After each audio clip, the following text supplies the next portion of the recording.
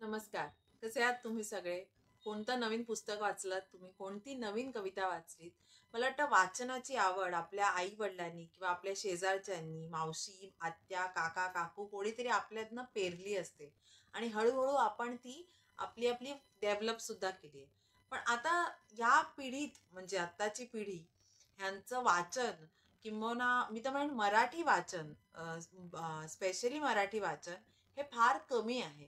कारण कदाचित आपल्याला अशी एखादी पुस्तके किंवा अशा एखाद्या कविता जर आपण शोधल्या, ज्या त्यांच्या काळात आत्ता लिहिल्या आहेत, तर मला वाटतं त्या जास्त रिलेट करू शकतील. कारण हा माझा स्वानुभव आहे हा, की एखादा चित्रपट जेव्हा मी चित्रपटगृहात जाऊन माझ्या मुलीला दाखवला, तेव्हा त्यातली जी गाणी आहेत किंवा त्यातली जी कथा आहे, ती तिला फार जास्त लवकर कळली आणि त्यातली गाणी ती गुणगुणते. म्हणजे हिरकणी जेव्हा आम्ही पाहिला, तेव्हा त्यातलं राज्याभिषेकाचं गीत तिला फार आवडलेलं आणि तिने स्वतःहून जाऊन ते YouTubeवरती शोधून वगैरे लावलेलं किंवा नाळ चित्रपटातलंही गीत. तर मला वाटतं त्या गोष्टी आणि त्या कविता आपण जर मुलांना वाचायला दिल्या किंवा ऐकवल्या तर ते जास्त कनेक्ट होतील. कारण त्या त्यांना त्यांच्या आत्ताच्या वाटतील. तर हाच शोध माझा चालू होता, की तिला गोष्टीचं पुस्तक आणून द्यावं किंवा एखादी गाणं किंवा एखादी कविता वाचन करण्यासाठी किंवा खरं तर पहिली कविता या संचातली मला तिनेच यूट्यूबवरती व्हिडिओ स्वरूपात दाखवलेली ती होती अगबाई ढगोबाई. आणि त्यातला ते व्हिडिओ आणि मग ते सगळं चित्रण मला वाटतं फार तिला फार आवडलं आणि ते चित्रांमुळे तिला ते कळली सुद्धा त्यातली कविता. आणि लवकरच मला हे पुस्तक सुद्धा मिळालं. तर संदीप खरे लिखित अगोबाई ढगोबाई अप्रतिम कवितांचं पुस्तक आहे. लहान मुलांना तर नक्की आवडणार. आपल्याला सुद्धा आवडतील ह्यातल्या कवी कल्पना कारण आपण त्यांच्यासोबत रिलेट करू शकतो की हां चहा म्हणजे आता अगोबाई ढगोबाई ही पहिलीच कविता जर आपण म्हटली तर चिखल भरलेलं पाणी आहे तर ते खरंच चहासारखं दिसू शकतं किंवा निळ्या निळ्या शर्टाचा उल्लेख त्यांनी केलेला आहे जो आकाशासाठी वापरला आहे तर खरंच म्हणजे एक मोठा शर्ट आहे आणि त्या शर्टावरती छान रंगीत 7 पट्टे रंगाचे आलेत हे वगैरे तुम्ही इमॅजिन करू शकता आणि अप्रतिम सुंदर कल्पना आहेत त्याच्यात. मला ह्यातला मुंगीबाई सुद्धा आवडतो. म्हणजे एखाद्या मुंगीसाठी डबे एकावर एक रचले. ते डबे तिच्यासाठी एखाद्या गड, बुरुज, किल्ले असंच वाटू शकतात. आणि अगदी सगळ्याला मुंग्या कशा लागतात? म्हणजे हा प्रश्न नक्कीच लहान मुलांना पडू शकतो, की अरे काही सांडलं, काही पडलंय, तरी मुंग्या कशा काय आल्या? त्यांना कुठून चुकावा लागतो हा सगळा? म्हणजे ह्या कल्पना अप्रतिम आहेत.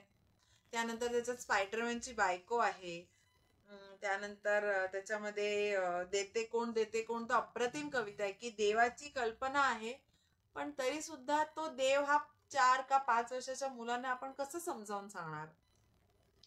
त्यामुळे त्या मुलीला किंवा एखाद्या मुलाला तो प्रश्न पडला असेल, की कोण बरं एवढं सगळं करतंय? आणि ते प्रश्न लहान मुलांचे निरागस प्रश्न इतके सुंदर पद्धतीने या कवितांमध्ये मांडलेत.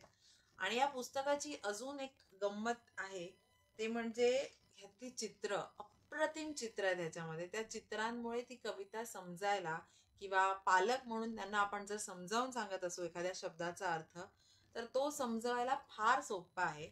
ती चित्र तुम्हाला पालक म्हणून म्हणजे मदत करतात आणि पाहायला सुद्धा छानच आहेत. म्हणजे त्याची रंगसंगती आहे. हा बुबुंबा ही जी कविता आहे त्यातली रंगसंगती ही गडद निळा जांभळा असा एक रंग आहे. तो हिरवट असा खलनायकी जे रंग आपण कलर पॅलेट वरती वापरतात ते सगळे ह्या कवितेमध्ये वापरलेत. अंधारी रात्र आहे, चंद्र वटवाघूळ वगैरे इतकं डिटेलिंग त्या चित्रांमध्ये.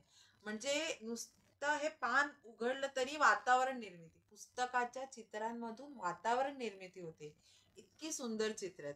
म्हणजे तुमच्या लहान मुलांना जर तुम्हाला मराठी भाषेच्या साहित्याची तोंडओळख द्यायची असेल तर हे पुस्तक मी नक्कीच तुम्हाला सांगेन की हे पुस्तक तुमच्या संग्रही असायलाच हवं. कारण अप्रतिम भाषा, शुद्ध मराठीतली शब्दरचना आहे.